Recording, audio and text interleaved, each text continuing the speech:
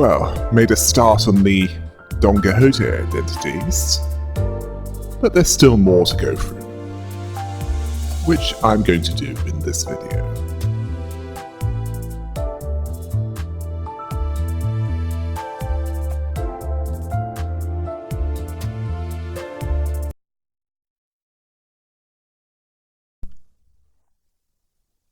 Next we'll have Blade Lineage Salsu. Urtis ordered Don Quixote to stop. The latter stopped as she was about to chug the liquor straight from the bottle. Don Quixote wanted to know why she shouted. Urtis told her that they are not peasants. They do not drink straight from the bottle. Don Quixote didn't get this.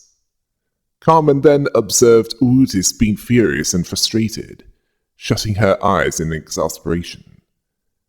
They were the Blade lineage who was on the run, but as soon as they're able to clear their names, they will return to District 19 to take jobs as personal guards of the high-ranking officials. This meant learning high society etiquette by heart in case they had to join them for a meal. Urtis imagined Don Quixote making a number of breaches of dining etiquette. Part of that is drinking from the cup, not the bottle.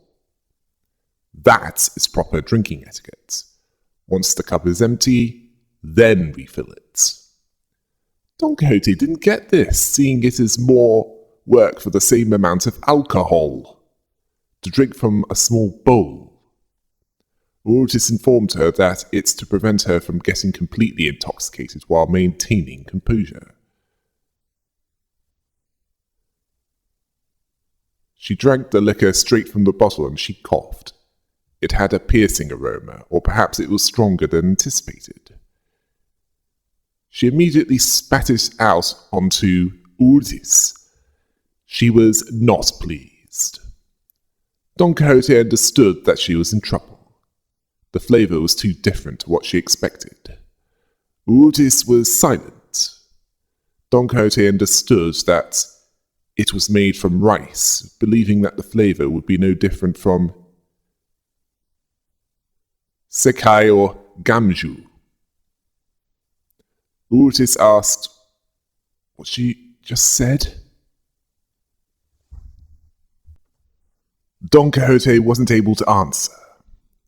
Urtis told her to drink from the cup little by little. If she listened, that wouldn't have happened. Don Quixote was nervously speaking, and Urtis told her to speak properly. They might be of the same rank, but at that point, she's her instructor and superior. She'd address her as such. She addressed her properly. Then Urtis instructed her to use her chopsticks in a proper manner. Don Quixote justified this by saying that this was to free her other hand for the bottle. Urtis instructed her in the proper way to handle chopsticks. Her sloppy technique was a disgrace. The lecture continued. Carmen saw that it might sound like Urtis was just unloading her frustrations on her for the sake of it, but it was Don Quixote's fault. Actions do have consequences. In the end, Urtis would leave it at that. Don Quixote was relieved to hear that. Urtis then asked if she's completed her reconnaissance. She's been waiting days to hear her reports. Don Quixote informed her of 5 different respectable locations in the backstreets. Urtis saw this as good news. Then she asked her about the Kurokumo clans. Don Quixote told her not to worry. She spied on them as they dined. It was in 2 days. The thought made her hand twitch, with her cup rippling at it. Urtis saw that a match catches fire when struck. Yes, they must survive, persist, and one day they'll have an opportunity. That's what their mentor, Bamboo-Hatted Mersault, told them. Don Quixote was told but she did well, venturing so deep into enemy territory. Don Quixote told her that a handful of them did notice her, but she took care of them. She held up her blade and spoke casually, spoken as if she spotted a few specks of dust from her cloak. They might not have started out as syndicate members wandering the backstreets. The reason that the Blade lineage have no hesitation in cutting people down is that they've been slayers for a long time, whether they were Blade lineage or not. There was a difference. They used to wield the blades that they have in the service of others. Now they wield it for none other than themselves. I suspect that Don Quixote decided to escape the lighthouse on her own in this universe. And at some point stopped getting help from Barry to get the, incentive to stay there, and eventually found the Blade lineage and joined up with them. Considering that this syndicate used to be bodyguards for officials, she was eager to prove her worth. The rice-based liqueur is like the sorry if I butchered the pronunciation, a fermented rice drink particular to South Korea. As for sekhai or rice punch, that's a drink that's a traditional sweet malt drink, or gamju, a weak Korean rice wine with low alcohol contents. It appears that those within the Blade lineage are expected to learn dining and drinking etiquettes, among other things, due to the Blade lineage's background as personal guards of high-ranking officials. Sadly, Don Quixote was lacking in all her skills except that of combat. Next we have Sunk Association South Section 5 Director. Don Quixote told them to come to her. Carmen saw her stride through the alley. Excitement was clear in her eyes. Following closely behind her was a woman with a small notepad in her hands. The interviewer told her to wait. The purpose of that interview was to learn about the kinds of jobs that the Sunk Association would take. Don Quixote told her that she's learning right now. The interviewer disagreed as they're walking through the alleys, clearly disappointed in what she's observing. She thought that this interview would be an exciting prospect of learning more of the Sunk Association's work environment, which was obscure until now. She was tagging along with Don Quixote's afternoon stroll.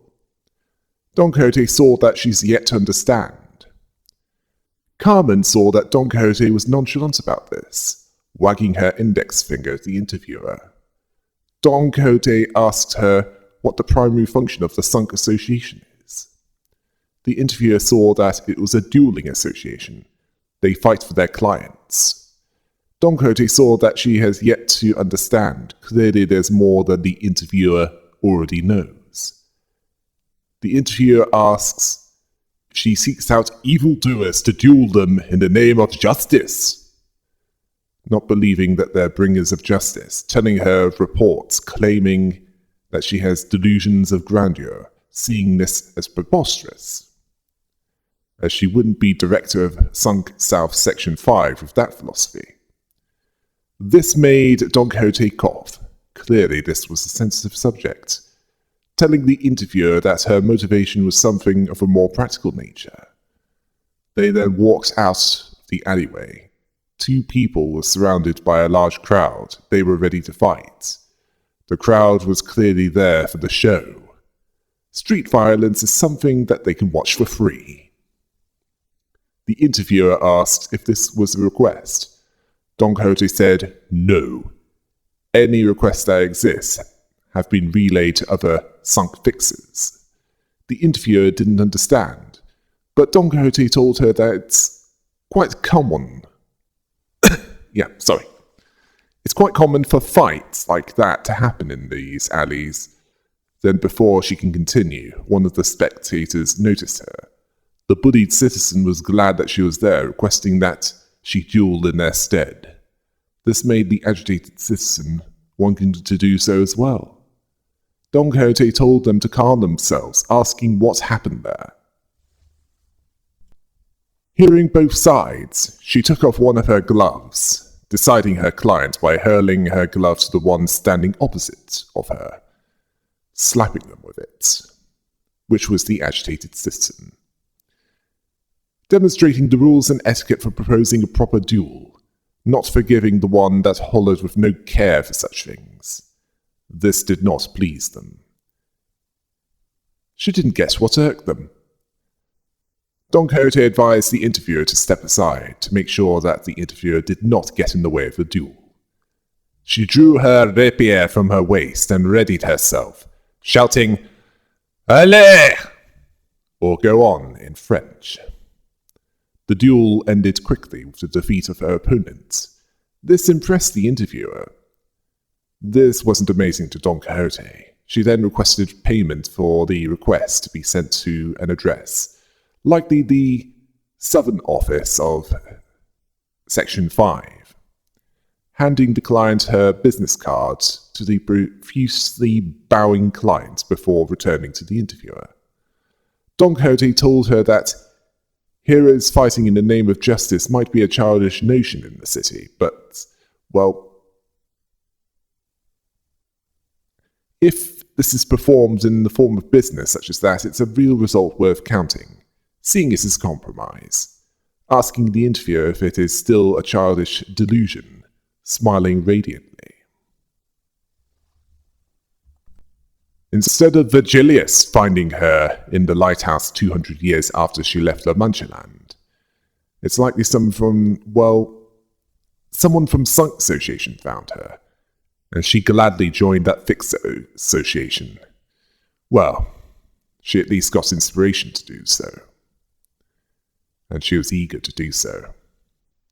This showed that the Sunk Association doesn't just take requests as other associations do, and go to their destinations.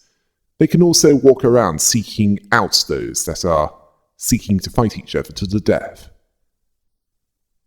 handing them their business card to make the payment later, likely with some measure to prevent them from getting out of paying them. When the duel is formally accepted, the Sunk Fixer takes off the glove and slaps them with it, dueling etiquette that dates back to the 17th century.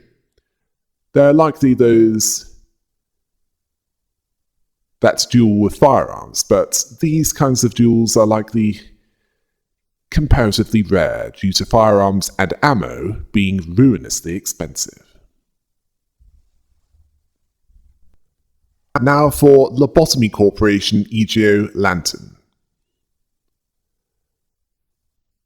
And Don Quixote was at day 15. It was a busy day. It was 4 days since she was assigned to the training team. It felt as though she did enough work to fill years. Employees were often moved between departments, some due to them being a better fit for that expertise. She was working with O-04-84, the Meat Lantern, which it had once again escaped from the containment unit to bloom a flower at a different part of the facility. She hauled the Meat Lantern back to the containment unit after it was subdued in order to conduct her work. She was slightly annoyed by the Meat Lantern playing hide-and-seek, being played without being ready or not. Here I come.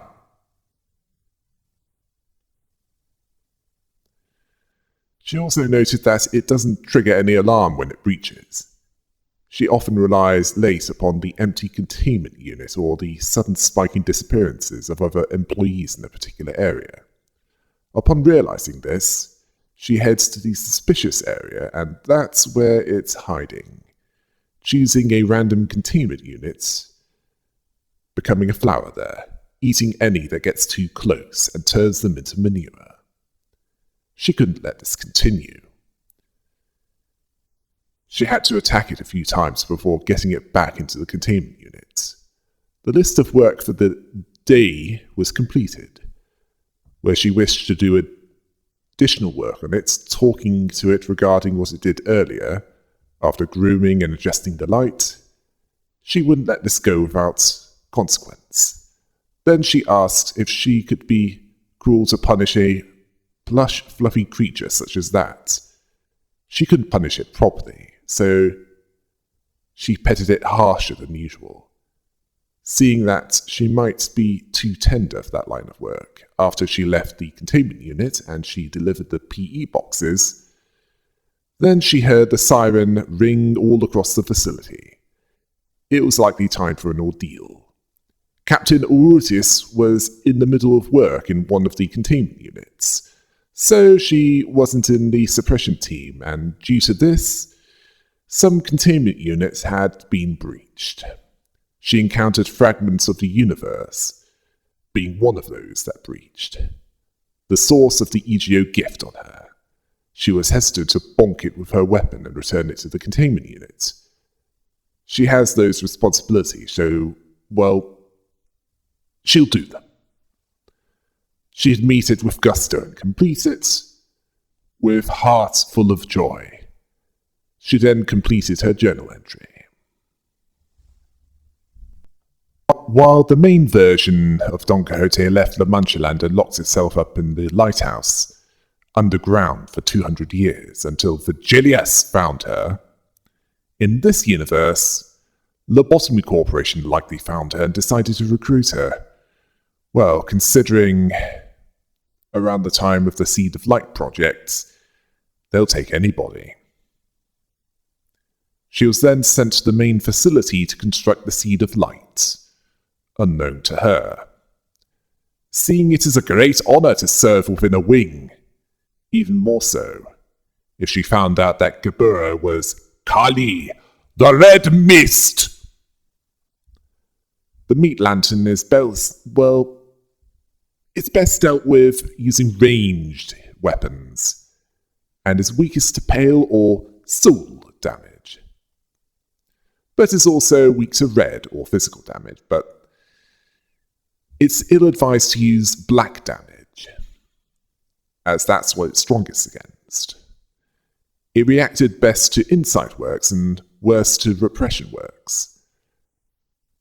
Yes, range was best against this, as melee combatants would be more likely eaten if they got too close to the abnormality. It also didn't sound the alert if it was breached, which it would do if it had a bad result. As for the e.g.o gifts she had, along with gear, she had fragments from somewhere from the Fragments of the Universe abnormality, which increases success rate by 2 and work speed by 2, along with Engulfing Dream from the Void Dream abnormality, which increases SP by 4, along with the Meat Lantern e.g.o sets. The weapon deals black damage, and the suit is weakest against pale, and is somewhat weak to black as well. But it could resist red and white damage better. The gift also granted 5 more HP. Now for middle little sister Don Quixote. Don Quixote was honoured by getting the chance to be under Big Brother. She was also brought to tears that she was deemed worthy enough to be made a member of the middle.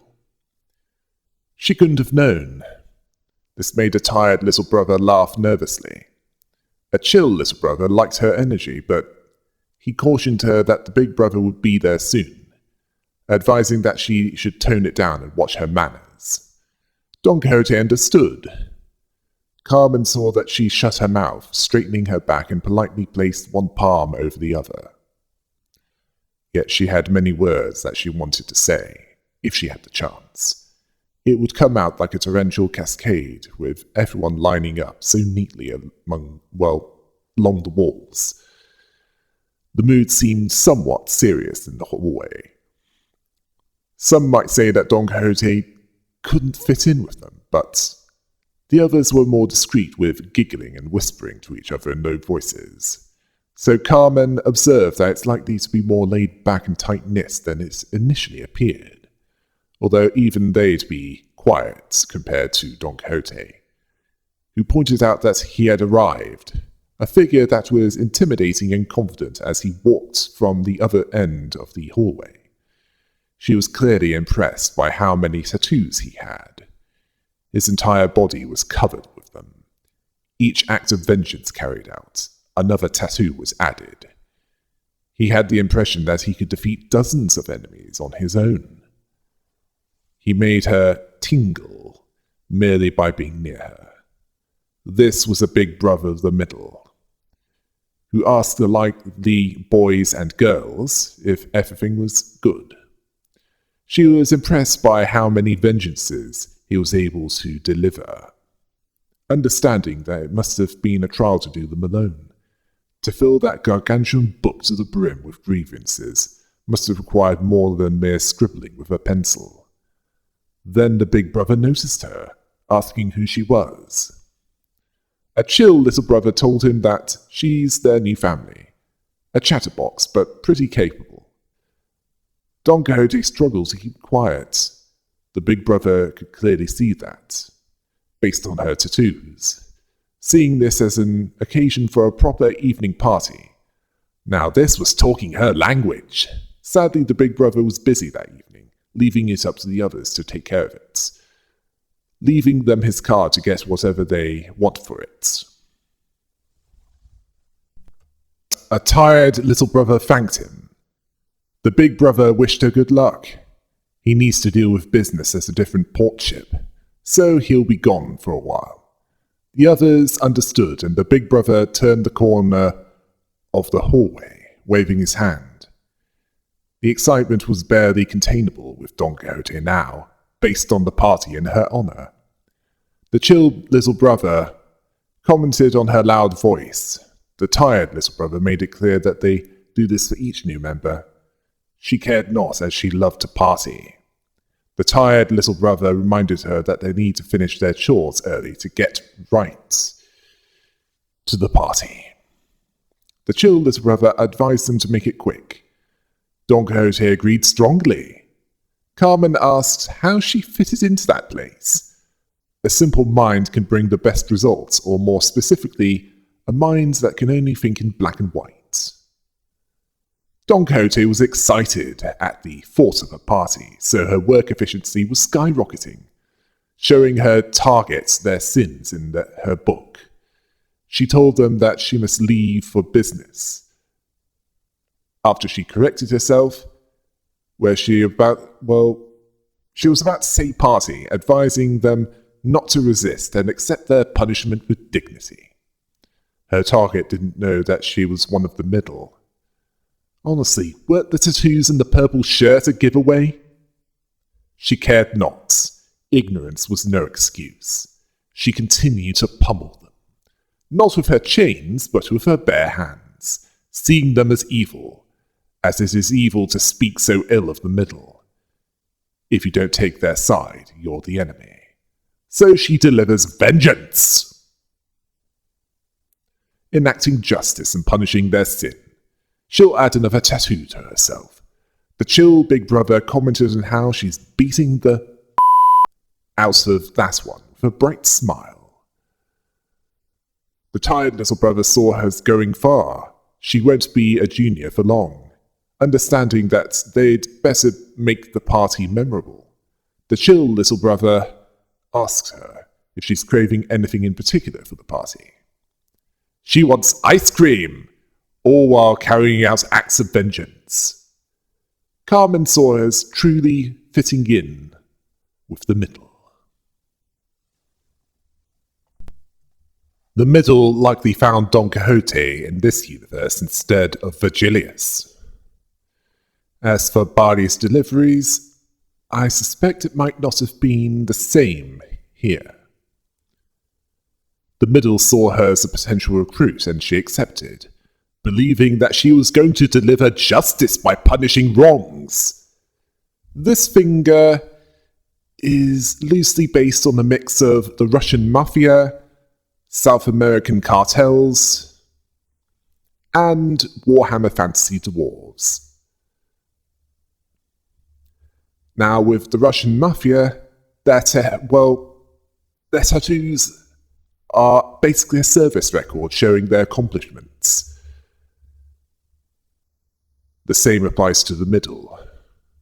The middle is also quite vengeful, like the Warhammer Fantasy Dwarves are, where they punish any transgression severely. They showed this when they massacred people, mass executed people rather, in Rodia's hometown in District 25 after she killed one of their affiliates, to supply the people with money to eat well for days, not caring who did the deed, and would likely have done so anyway, even if they caught her. Ricardo was even willing to kill Dante and the Damned Dozen over hair salon coupons. They don't forgive or forget any slight, no matter how small. Although Roland the Black Stain was able to slaughter about half of their number in the south of the city. Tanya the Herdelup being one of those that survived and eluded this massacre, and the Black Silence was able to escape their vengeance, even when he was demoted back to grade 9 and without his weapons.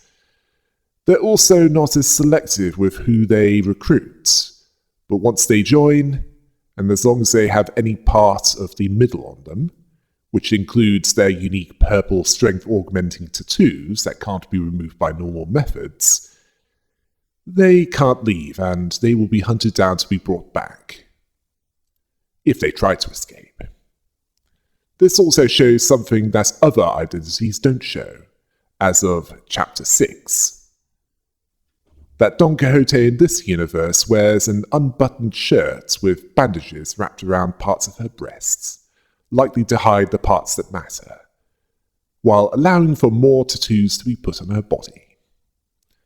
This also fits with enacting judgment, even if the middle is one of the strongest organized criminal groups in the city.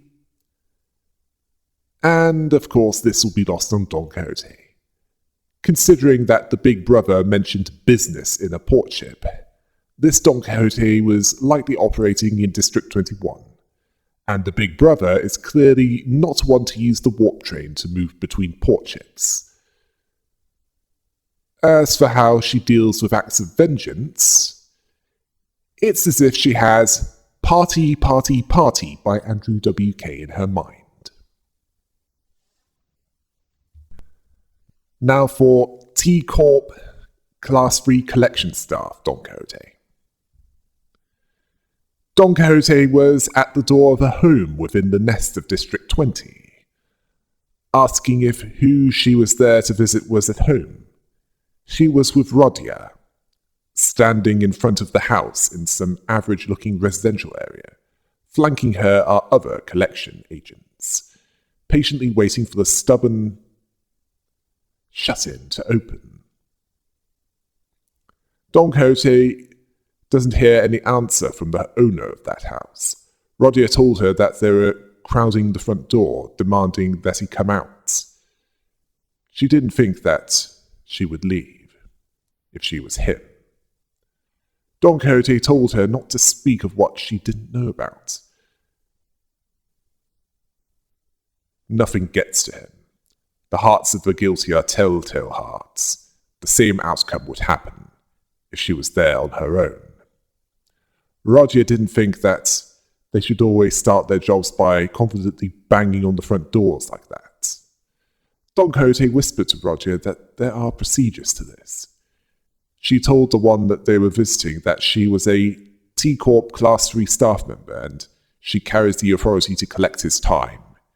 She waited 5 minutes for his answer in accordance with the procedures they have, and even produced her ID watch to prove her identity. Yet there was no response. So any refusal to comply will be met with swift punishments befitting his crime of tax evasion. Carmen noted that time collectors are an odd profession unique to e.g.o. In District 20, time manipulation isn't just for controlling the flow of time, it's literally money. And as a part of the economy, it's only natural that there was a tax collection agency. Most with time debt are quite good at making their payments. Those working at a decent company have their time expenses covered by that company or are provided with extra time as part of employee benefits. However, there are two kinds that fail to pay their time taxes. The first are those that can afford to pay their time taxes with their immense wealth and yet choose not to. The second are the destitute. Those that can't keep up with the exponentially rising time tax interest. Some may condemn the former and take pity on the latter, but eventually all choose to remain silent before the seemingly fair and equal notion that the collectors come to claim time from both rich and poor. But this equality is an illusion, as an hour's worth to a rich man is different to the hour's worth of a poor man. Nothing is fair or equal about this. Clearly the confident tone of Don Quixote, despite knowing of the inequality, understood that this was quite clearly the latter. She saw him as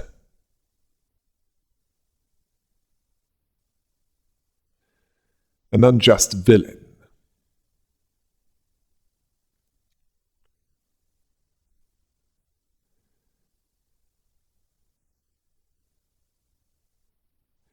Yes, Carmen could tell how Don Quixote saw this person. An indicator was how she acted. Enthusiasm was a sign that he was a time-rich man. Yes, he was a time-rich man. If he was time-poor, she wouldn't have as much of this enthusiasm and was just forced to get the job done. Rodia asked Don Quixote if she was sure that he was home.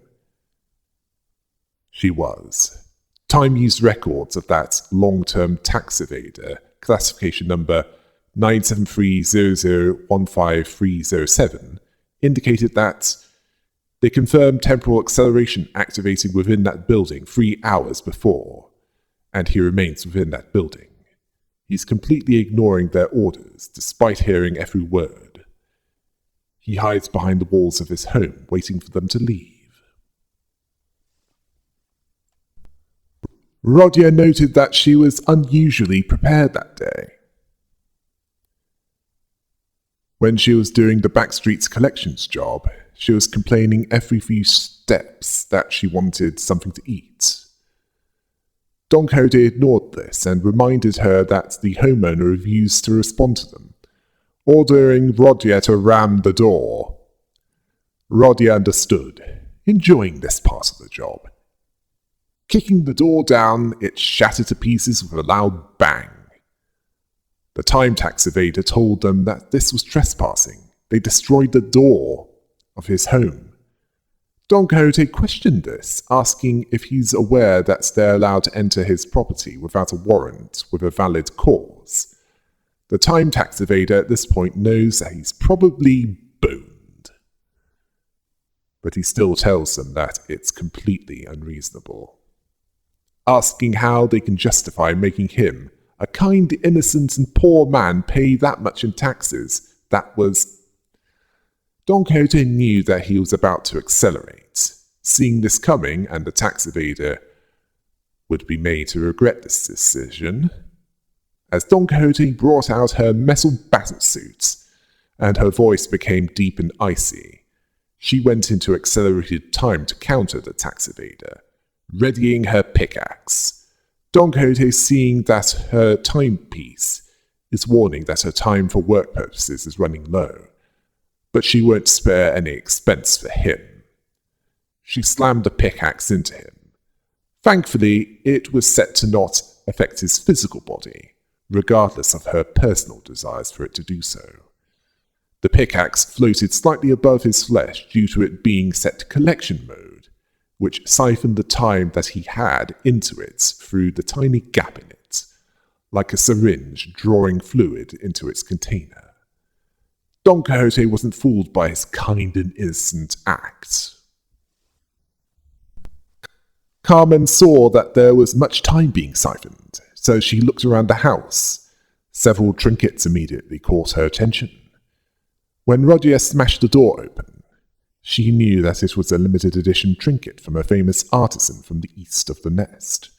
That shop operated only under the highest possible level of acceleration, limiting its sales to those beyond a certain level of affluence. Yes, Roger was aware of that story. A novelty store for the rich. Its doors opened and shut in an instant, so that any that weren't time-rich can't even try to enter. Don Quixote saw this as evidence that if he was truly poor, he wouldn't be able to purchase them. Then the temporal siphoning was complete, and Don Quixote, while she had more to say to him, he'd slowed out of sync with her own flow of time. She dislodged the pickaxe from the time evader. She had hoped that the following truths were clearly understood. While he's trapped in decelerated time, able to do nothing as the world outside passes him with no care for him, the loss he inflicted upon others in his greed, in his extortion of those who were truly destitute, in his reluctance to pay what was due. This completes the collections for this case. Roger felt satisfied by watching time-rich dumb slow down to a crawl after getting bonked with the time pickaxe, believing that it'll take a whole 30 minutes for him to take the next step. Carmen then observed that they left the decelerated time tax evader through the broken door, who was now moving slower than a sloth. How much will it cost to fix the broken door? And this is even if he's able to make it to the door by the sun setting. Whether someone else found her instead of Virgilius, a wing found her, or someone else, or she broke out of the lighthouse herself, she eventually found herself in District 20 and working for e.g.o, where she rose through the ranks to Class 3. As for her standard issue equipment, the time pickaxe clearly has at least two settings, one that allows for physical damage on top of time siphoning, and collection mode, where it siphons time while leaving no physical damage on the targets. Collection agents also have time for work use, mostly to accelerate against problem individuals, such as those that would try to kill them rather than pay overdue time tax. When she uses borrowed time, her power armor appears. This is standard issue for Class 3 collectors. She also has the standard issue regeneration effects of her e.g.o badge, which takes a while to recharge when used. Her power armor even comes complete with a chainsaw. This was likely to get rid of barriers that needed more than just a hard kick to force open. Now, she might be one of the tax people, but she acts differently depending on her targets.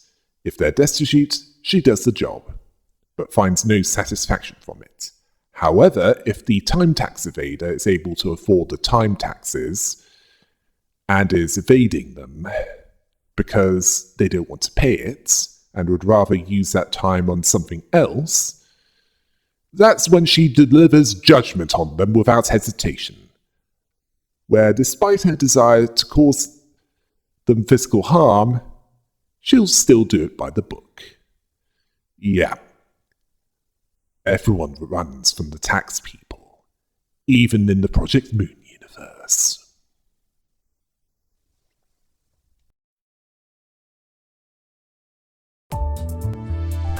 Okay, since one of the last two identities will have a lengthy story, it'll wait until the next one. Until next time. Hail the rabbit!